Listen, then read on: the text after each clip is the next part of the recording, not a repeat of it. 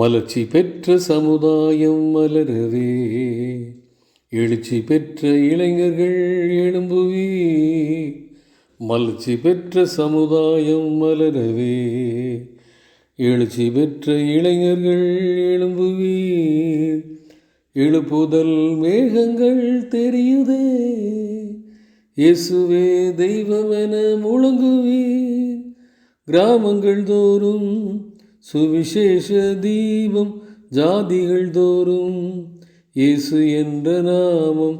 கிராமங்கள் தோறும் சுவிசேஷ தீபம், ஜாதிகள் தோறும் இயேசு என்ற நாமம்.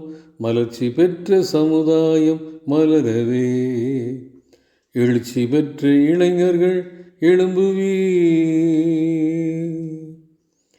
டியர் ஃப்ரெண்ட்ஸ், அன்பின் வாழ்த்துக்கள்.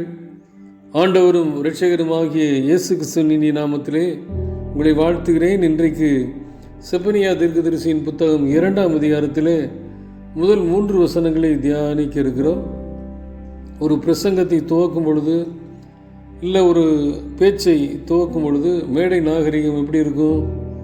அன்புக்குரியவர்களே, எங்களுக்கு பிரியமானவர்களே, எப்படிப்பட்ட மோசமான ஒரு கூட்டமாக இருந்தாலும் கூட, அன்பு காண்பிக்காத ஒரு கூட்டமாக இருந்தாலும் சரி, எதிராளிகளாக இருந்தாலும் சரி, முதல்ல ஸ்டார்ட் பண்ணும்போது எப்படி ஸ்டார்ட் பண்ணோம்? அன்புக்குரியவர்களே, பிரியமானவர்களே, எங்களுக்கு உகந்தவர்களே, இப்படி ஏதாவது பாசிட்டிவாக துவக்கும். ஆனால் இந்த 2ஆம் அதிகாரத்தில் நெகட்டிவாக துவங்குது.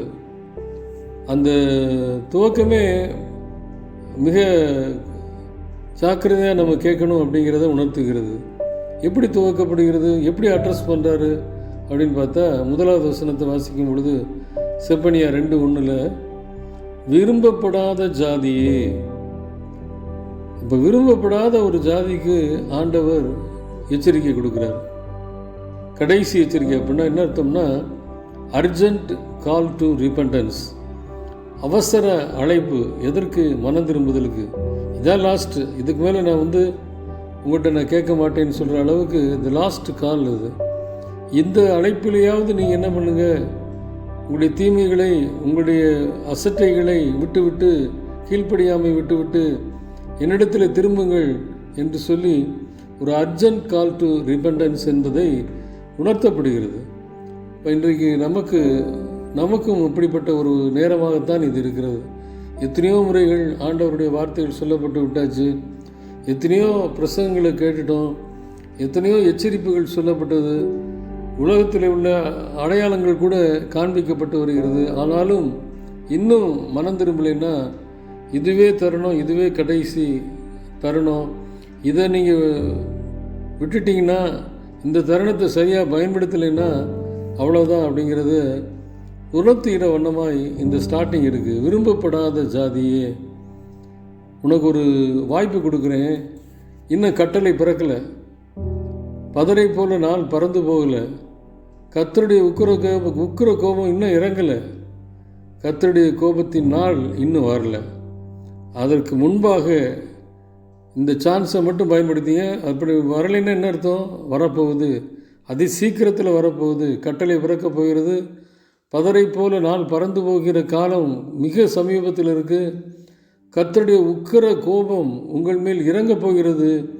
கர்த்தருடைய கோபத்தின் நாள் வரப்போகிறது. இப்போ இவ்வளவு நெருக்கத்தில் இருக்கிற இந்த நேரத்தில் குறைந்த காலங்களை, குறைந்த நாள் தான் இருக்குது, குறைந்த நிமிடம் தான் இருக்குது. அதற்குள்ளே உங்களை சரிப்படுத்திக் கொள்ளுங்கள், மனம் திரும்புங்கள் என்று சொல்லி ஆண்டவர் எச்சரிப்பு விடுகிறார். அதைத்தான் 2:2 வாசிக்கிறோம்.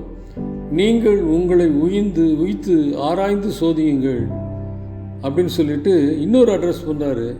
விரும்பப்படாத ஜாதிக்கு அட்ரஸ் பண்ண ஆண்டவர் தேசத்தில் உள்ள எல்லா சிறுமையானவர்களுக்கும் ஒரு அட்ரஸ் கொடுக்குறாரு. தேசத்தில் உள்ள எல்லா சிறுமையானவர்களே, கர்த்தருடைய நியாயத்தை நடப்பிக்கிறவர்களே, அவரை தேடுங்கள், நீதியை தேடுங்கள், மனத்தாழ்மையை தேடுங்கள். எதை நீங்கள் தேடி வரணும் அப்படின்னு சொல்லும்போது, கர்த்தரை முதலாவது தேடுங்கள், அவருடைய நீதியை தேடுங்கள், மனத்தாழ்மையை தேடுங்கள். அப்பொழுது ஒருவேளை அதிகமாக பிரசங்கத்தில் எல்லோரும் பயன்படுத்துகிற ஒரு வார்த்தை என்னென்னா ஒருவேளைன்னு சொல்லுவோம். அது இல்லாமல் யாரும் பிரசங்கியார் இருக்க மாட்டாங்க, கிறிஸ்தவ பிரசங்கியார். ஒருவேளை ஆண்டவர் என்ன பண்ணுவார், கோபத்தின் நாளிலே உங்களை மறைத்து கொள்வதற்கு வாய்ப்பாக இருக்கும். அப்படிப்பட்ட ஒரு காரியம் கூட நடக்கலாம். அதனால் இந்த இறுதி வாய்ப்பை உறுதியாக நிலைச்சிருந்து சரியாக பயன்படுத்திக்கங்க. ஆண்டவருக்கு விரும்பப்படாத ஜாதியாக கூட இருக்கலாம், சிறுமியானவர்களாக இருக்கலாம். நீங்கள் என்ன செய்யணும்னா, தேட வேண்டியது ஒன்று என்னென்னா, கர்த்தரை தேடுங்கள், அவர் நீதியை தேடுங்கள், அவர் நியாயத்தை தேடுங்கள், மனத்தாழ்மையோடு கூட தேடுங்கள். அவர் உங்கள் மேல் உள்ள கோபத்தை மாற்றி அவருடைய நாளிலே நாம் என்ன பண்ணோம்னா, அழிவிலிருந்து தப்பிக்க மறைத்து கொள்வதற்கு ஆண்டவர் சித்தமாக இருக்கிறார். யோனாவுடைய புத்தகத்தை நான் வாசிக்கும் பொழுது, நினைவே மக்களை அழிப்பதற்குன்னு அனுப்பிட்டார், எச்சரிக்கை கொடுத்து அனுப்பிட்டார். இதுதான் இதுக்கும் அதையும் கம்பேர் பண்ணி பார்க்கணும். ரொம்ப கரெக்டான ஒரு உதாரணம் தான். அழிக்கப்படுவதற்கு மிக குறுகிய காலம் தான் இருக்குது.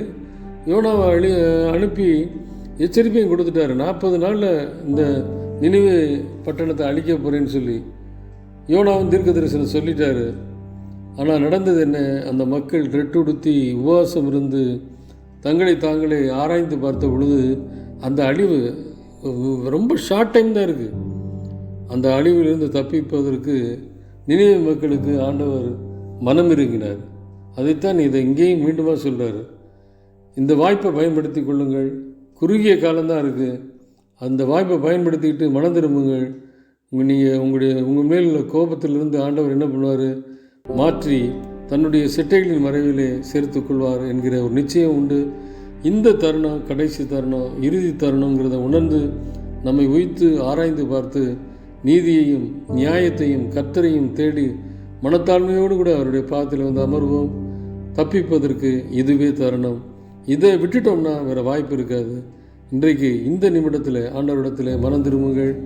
ஆண்டவர் அழிவிலிருந்து நம்மை காப்பாற்றுவார். ஆமென்.